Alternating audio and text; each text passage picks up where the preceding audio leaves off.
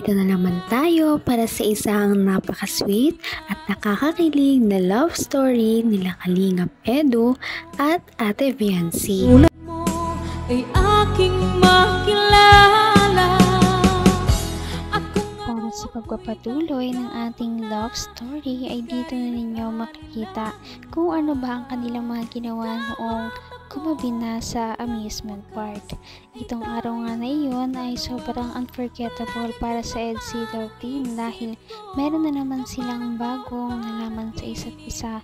Sobrang takot para si Kalingap Edu sa mga matataas, kaya nakita natin kung gaano talaga siya nag-lean kay Ate Viancy at humingi ng suporta para ma-survive niya ang mga rides. Ngunit si Ate Viancy naman ay sobrang nag-enjoy sa mga rides na yun kahit na medyo matataas at nakakatakot.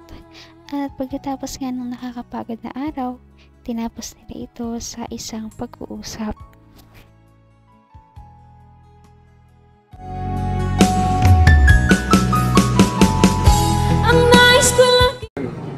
Ay, nakakaingit.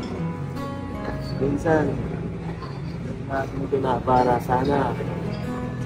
Ganun din ako. Makatambay lang din dito. Dito sa lugar na to. Sa mga taong nagkakasbay lang ay Ha?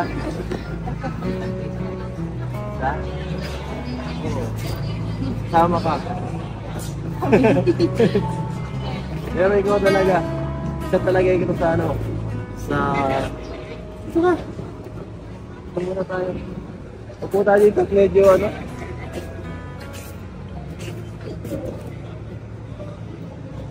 Hindi mo nakita. Ay. Wala eh. Wala tayong masyadong ano eh. Alam mo yun. Yung ano kasi. Yung anniversary parang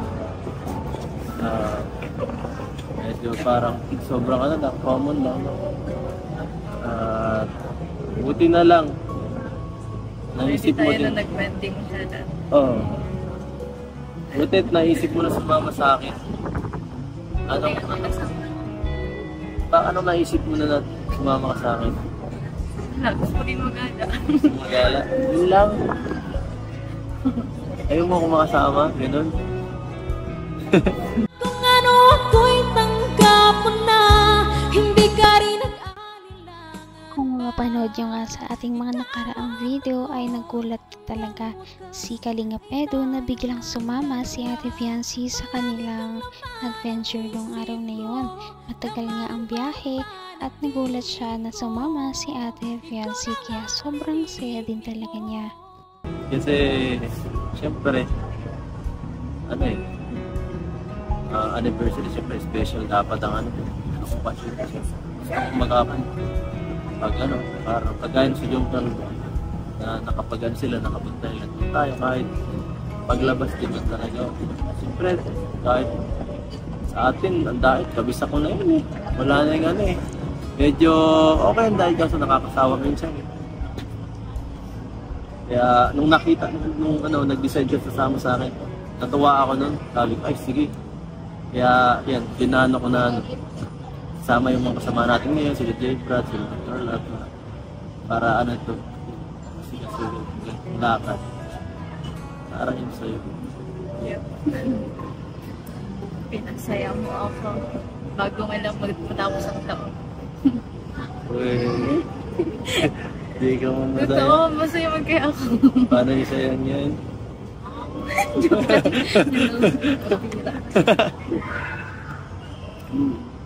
Ano yung pinaka-memorable mo experience dito ngayon? Saan? Enchanted? Yun lahat. Yung mga ano doon. Hindi na natin doon. Ako, di mo ko tatanungin. Tumapang ka? Tapos? Basta talaga pagkasama ka. Joke lang. Ako. Naman ang bawat panaginip ko. Ikaw lang ang Tumatapang na nga sa pagpapahayag ng damdamin si Ate Viancy. Sinabi niya kay Kalingap Edu na pinasayas niya ito bago matapos ang taon. Kaya naman kinilig din si Kalingap Edu dahil nag-mission success siya kahit hindi niya naman ito talagang pinlano. Hindi mo tatanungin. Sige, ano? Ano ang memorable experience? Ako, memorable experience. Ito lahat ng to. Paglalayas natin. Yun, sa Enchanted Kingdom. Kasi first time ko yun. Sabi ko nga kanina, yung pagka makapasok mo lang doon, parang pangarap talaga. Kasi buong time na nagtrabaho dito, hindi ko malala experience yun. Kahit ano kasi, sobrang puro sa trabaho, nakaalay yung oras. Ngayon, kasama ko kayo. Higit sa lahat doon, syempre, pinaka-memorable experience. Kasama ka. Yun lang, panalo na ako dun eh. Kasi kung si J. Brad lang kasama ko, siguro di ako mag-enjoy talaga. Kulang yun eh. Si J. Brad, oh. Kulang ang saya. Ngayon, kompleto, medyo na-kompleto.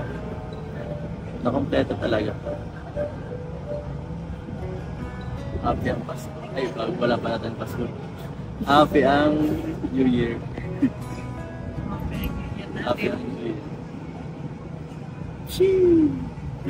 Hanggang wakas ay tayo ng dalawa. Palagi kang naman ang isip. Nakakatuwa dahil medyo matagal na nga ang kanilang love team dahil ang mga dating ka-love team ni Kalingap Edu ay hindi nagtatagal.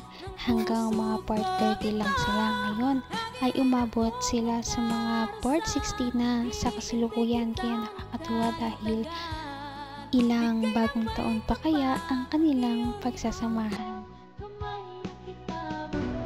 Nalita ka. Tama mo. Lagi natin sama eh. Kahit na. Lagi tayo Gusto ko may tayo dun sa pinag-usapan yung date. sa bagong taon kami namin. Ang binira. Hindi tayo papayagan yan. Sige. Bago mag-new year. Mamawi tayo. Tumutang sundong. Dito. Libot?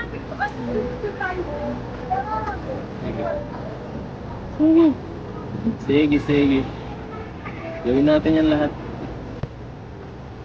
Lahat ng gusto mo.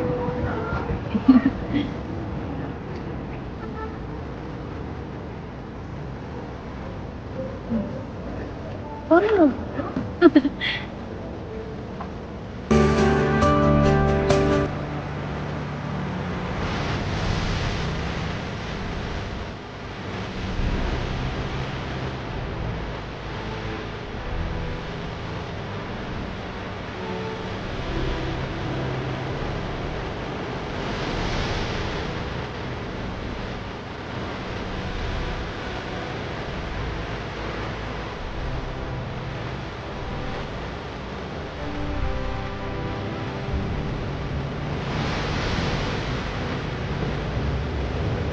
Marami na namang memories ang nabuo ng Kalingap team at lalo na ni Ate Biancy at Kalingap Edu.